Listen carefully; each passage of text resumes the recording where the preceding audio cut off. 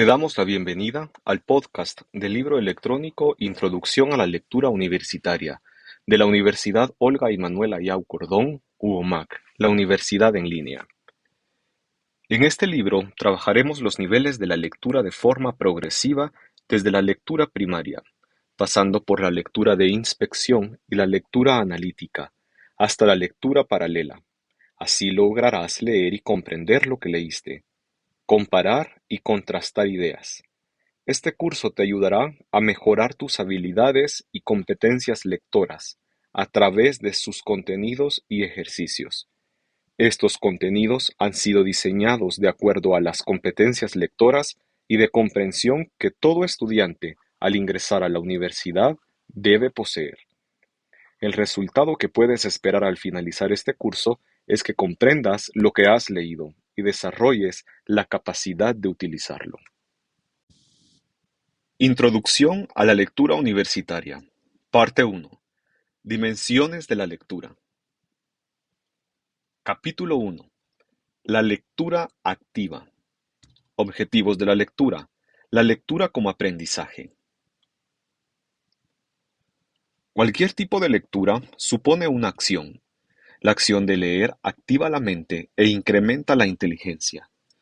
Cuanto más atención y comprensión, más activa es la lectura. Se considera que leer y escuchar equivalen a recibir comunicación de alguien dedicado activamente a darla o enviarla, en este caso, el autor. El objetivo de todo autor es darse a entender. Se establece una auténtica comunicación cuando lo que el escritor desea que se reciba llega a ti como lector. La destreza del escritor y la tuya, lector, se encuentran en un mismo objetivo común. Recordemos. El objetivo de todo autor es darse a entender. Se establece una auténtica comunicación cuando lo que el escritor desea que se reciba llega a ti como lector. La destreza del escritor y la tuya, lector, se encuentran en un mismo objetivo común. Objetivos de la lectura. Un libro consiste en un lenguaje escrito por alguien con el fin de comunicar algo. El éxito de su lectura será determinado por el grado de recepción de todo lo que el escritor tenía intención de comunicar. Hay dos relaciones posibles entre el cerebro y el libro, y estas posibles relaciones quedan ilustradas por dos experiencias distintas que se pueden tener al leer un libro. Primera experiencia. El libro resulta totalmente comprensible de principio a fin. Entonces, el autor y tú, como lector, son como dos mentes con la misma moldura. Segunda experiencia. El libro no se comprende perfectamente. Es posible que se comprenda lo suficiente como para saber que no se comprende. Se sabe que el libro quiere decir algo más de lo que se comprende, y por consiguiente, que contiene algo que podría incrementar nuestra comprensión. En este caso, puedes pedir a alguien que te explique lo que no logras entender. Puedes consultar otro libro o también puedes llegar a la conclusión de que no merece la pena tomarte tantas molestias, que has comprendido lo suficiente. El arte de la lectura es un proceso por el cual la mente de una persona, sin otra cosa que los símbolos de la materia lectora y sin ayuda exterior alguna, se eleva mediante el poder de su propio funcionamiento. La mente pasa de comprender menos a comprender más. Pasar de comprender menos a comprender más supone un esfuerzo intelectual. Recordemos. El arte de la lectura es un proceso por el cual la mente de una persona, sin otra cosa que los símbolos de la materia lectora y sin ayuda exterior alguna, se eleva mediante el poder de su propio funcionamiento. La mente pasa de comprender menos a comprender más. El término lectura se puede utilizar en dos sentidos diferentes. De información. Se da a leer periódicos, revistas o cualquier otra lectura que, según nuestra capacidad y destreza, nos resulta completamente comprensible de inmediato. Tales lecturas pueden contribuir a incrementar nuestra información, pero no a aumentar nuestra comprensión. De comprensión. El segundo sentido consiste en intentar algo que al principio no se comprende plenamente. En este caso, el material a leer es algo superior al lector, que soy yo, comunicándome el escritor algo que puede incrementar mi comprensión. Tal comunicación entre no iguales debe ser posible, porque de lo contrario nadie podría aprender de otra persona, ni por mediación del lenguaje hablado ni del escrito. Aprender se refiere a comprender más, no a recordar más información con el mismo grado de inteligibilidad que otra información que ya conocemos. Existen dos condiciones bajo las cuales se da la lectura destinada a la comprensión. Número 1. En primer lugar, el escritor debe ser superior al lector en cuanto a la comprensión, y su libro debe transmitir de forma legible las percepciones que posee y de las que carecen sus lectores potenciales. Número 2. En segundo lugar, el lector debe ser capaz de superar esta desigualdad en cierta medida, quizá en pocas ocasiones plenamente, pero aproximándose a la igualdad con el escritor. En la medida que se aproxime, se logrará claridad de comunicación. Todos, sin excepción, podemos aprender a leer mejor y a obtener mejores resultados con nuestro esfuerzo, aplicándolo para que nuestras lecturas sean más provechosas. La lectura como aprendizaje. Diferencias entre el aprendizaje mediante la instrucción y mediante el descubrimiento. Obtener más información equivale a aprender, y también llegar a comprender lo que antes no se comprendía. Pero existe una diferencia importante en ambos aprendizajes. Número 1. Estar informado. Equivale simplemente a conocer algo, a saber qué es, de una u otra manera. Número 2. Comprender significa saber en qué consiste algo. ¿Por qué es de tal manera? ¿Qué conexiones tiene con otros hechos? ¿En qué aspectos es igual a otras cosas? ¿En cuáles es diferente? Y así sucesivamente. Esta distinción parecerá más cercana si logras comparar las diferencias entre recordar algo y ser capaz de explicarlo. Si recuerdas lo que dice un escritor, habrás aprendido algo al haberlo leído, y si lo que dice es cierto, incluso habrás aprendido algo sobre el mundo. Recordemos, esta distinción parecerá más cercana si logras comparar las diferencias entre recordar algo y ser capaz de explicarlo.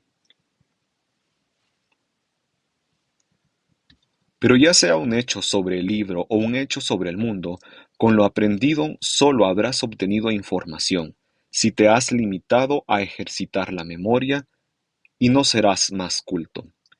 En diversas épocas de la historia de la educación se ha establecido una diferencia entre el aprendizaje mediante la instrucción y el aprendizaje mediante el descubrimiento. El aprendizaje mediante la instrucción tiene lugar cuando una persona enseña a otra mediante el lenguaje hablado o escrito. Pero también se pueden obtener conocimientos sin que nadie nos los enseñe. Si no fuera así, y hubiera que enseñar a todos los profesores y profesoras lo que ellos a su vez van a enseñar, nunca se iniciaría el proceso de adquisición de conocimientos. Por consiguiente, debe producirse el aprendizaje mediante el descubrimiento, es decir, el proceso de aprender algo por medio de la investigación, la búsqueda o la reflexión sin necesidad de profesor. La diferencia entre aprender mediante la instrucción y aprender mediante el descubrimiento reside fundamentalmente en la diferencia existente entre los materiales con los que trabaja quien aprende. Cuando se te instruye, cuando estás descubriendo con la ayuda de un profesor, estás actuando sobre algo que se te comunica. Realizas operaciones con el discurso escrito u oral, aprendes mediante actos de lectura o de escucha. Se puede decir que leer y escuchar son el mismo arte, el arte de recibir enseñanzas. Pero, cuando no cuentas con la ayuda de un profesor, tus operaciones se realizan con la naturaleza o el mundo, no con el discurso. Recordemos, leer y escuchar son el mismo arte, el arte de recibir enseñanzas.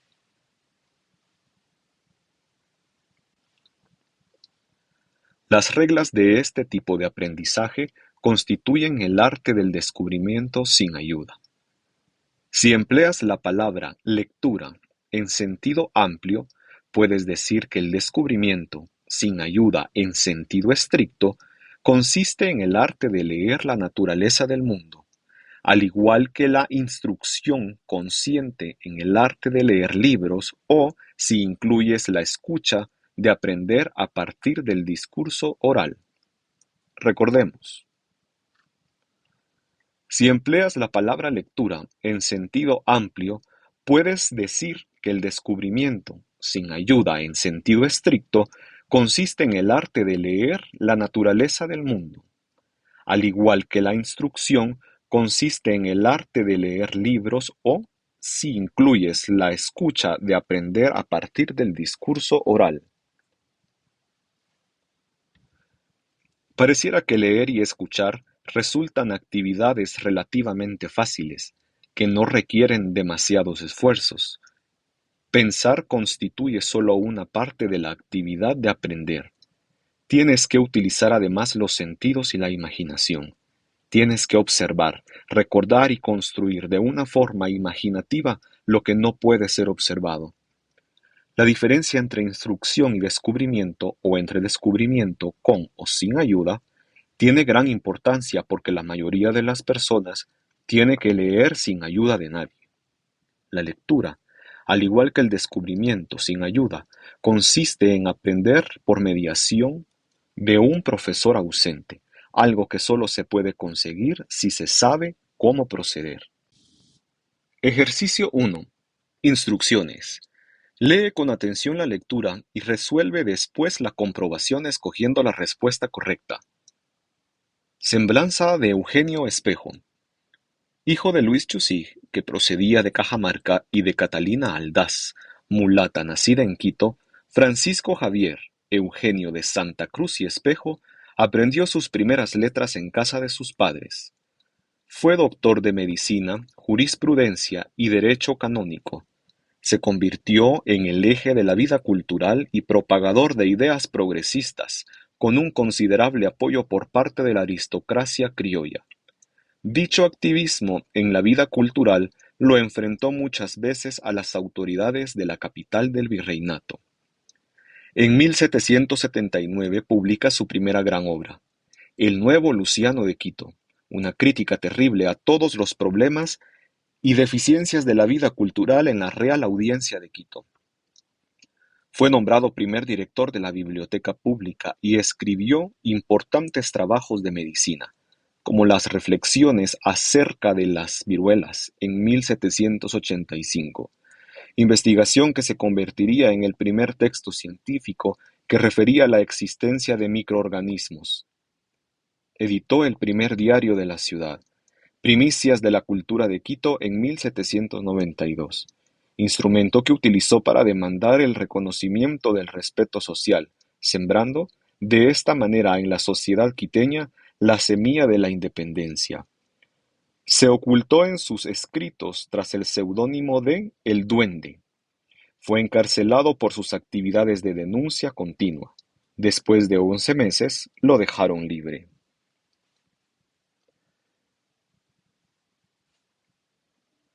Haz una pausa y resuelve el ejercicio 1, ingresando al campus virtual en www.uomac.net. Ejercicio 2. Instrucciones. Lee con atención la lectura y resuelve después la comprobación escogiendo la respuesta correcta. El papel. En el antiguo Egipto se escribía sobre papiro, de donde provenía la palabra papel, el cual se obtenía a partir del tallo de una planta muy abundante en las riberas del río Nilo. En Europa, durante la Edad Media, se utilizó el pergamino que consistía en pieles de cabra o de carnero curtidas, preparadas para recibir la tinta. Por desgracia era bastante costoso, lo que ocasionó que a partir del siglo VIII se popularizara la mala costumbre de borrar los textos de los pergaminos para reescribir sobre ellos, dando lugar a los palimpsestos, perdiéndose de esta manera una cantidad inestimable de obras. Sin embargo, los chinos ya fabricaban papel a partir de los residuos de la seda, la paja de arroz y de cáñamo, e incluso de algodón. Se considera tradicionalmente que el primer proceso de fabricación del papel fue desarrollado por el eunuco Cai Lung, consejero del emperador He de Han, en el siglo segundo después de Cristo. Durante unos 500 años, el arte de la fabricación de papel estuvo limitado a China. En el año 610 se introdujo en Japón y alrededor del 750 en Asia Central. El conocimiento se transmitió a los árabes, quienes a su vez lo llevaron a las que hoy son España y Sicilia en el siglo X. La elaboración de papel se extendió a Francia, que lo producía utilizando lino desde el siglo XII.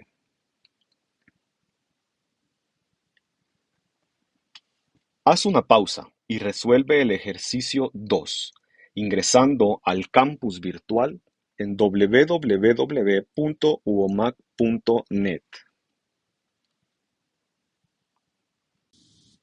Felicidades, has llegado a la primera comprobación de capítulo de tu libro electrónico Introducción a la Lectura Universitaria. Te esperamos en el siguiente capítulo.